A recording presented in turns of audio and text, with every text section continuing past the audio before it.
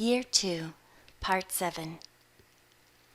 When Suzanne wakened half an hour later, she sat up and gazed round her in amazement.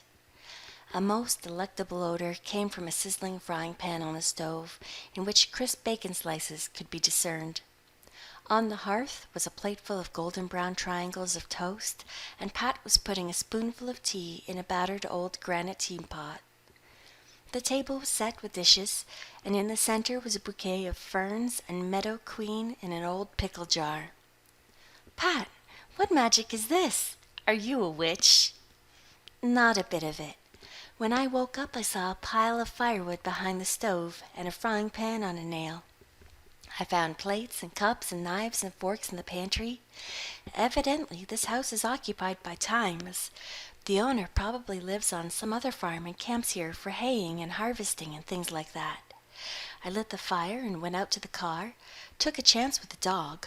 There is a dog, but he paid no attention to me. I had a package of bacon in the car and a couple of loaves of bread. Mother likes baker's toast, you know. I found some tea in the pantry, and so breakfast is served, madame." "You're a born homemaker, Pat. This awful place actually looks quite homey and pleasant. I never thought a pickle jar bouquet could be so charming. And I'm hungry. I'm positively starving. Let's eat. Our first meal together. Our first breaking of bread. I like that phrase, breaking bread together. Don't you? Who is it speaks of bread of friendship?" "Carmen," said Pat, dishing up her bacon.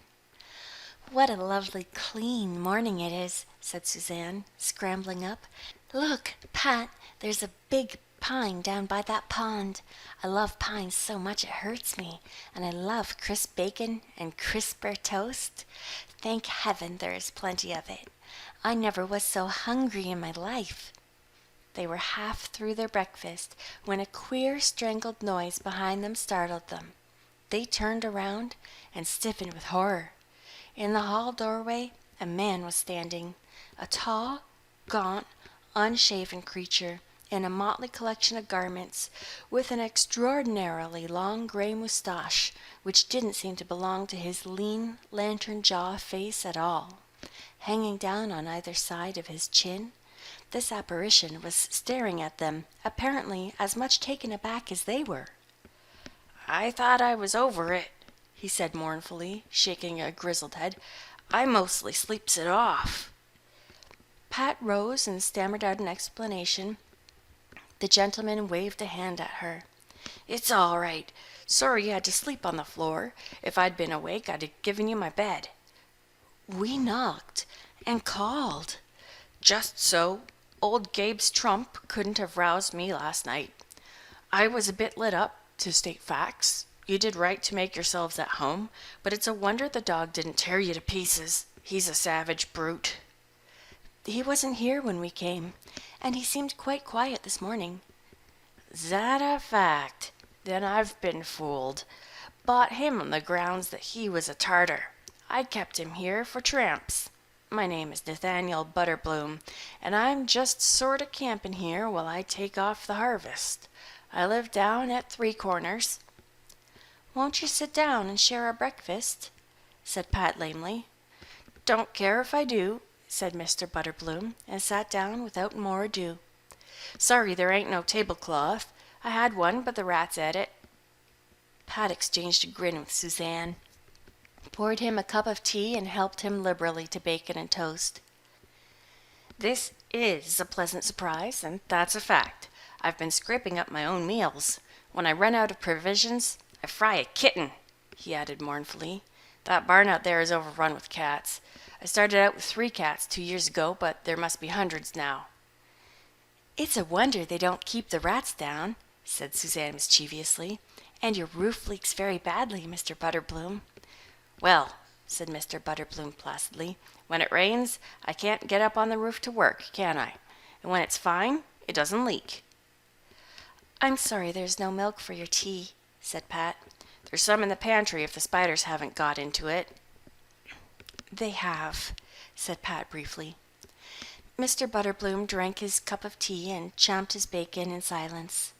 Suzanne had just whispered solemnly to Pat, A strong, silent man, when he wiped his moustache with the back of his hand and spoke again. What mought your names be? This is Miss Kirk, and I am one of the gardener girls from North Glen. Pleased to meet you both.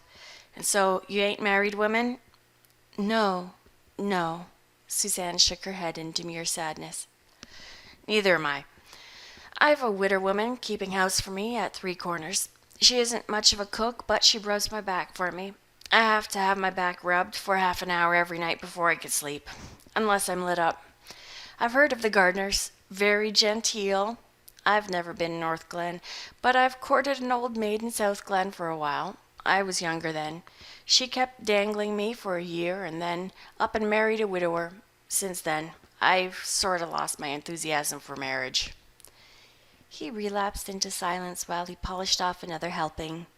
Then the platter was empty. He sighed deeply. Miss, that was a breakfast. After all, I may have made a mistake in not getting married. He fixed a fishy, speculative eye on Suzanne.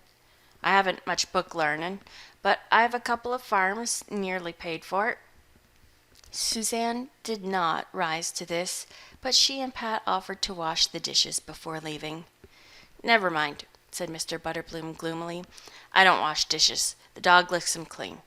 If you must be going, I'll get out the hoses and haul your buzz wagon out of the ditch. He refused an offer of payment sadly. Didn't you cook me breakfast?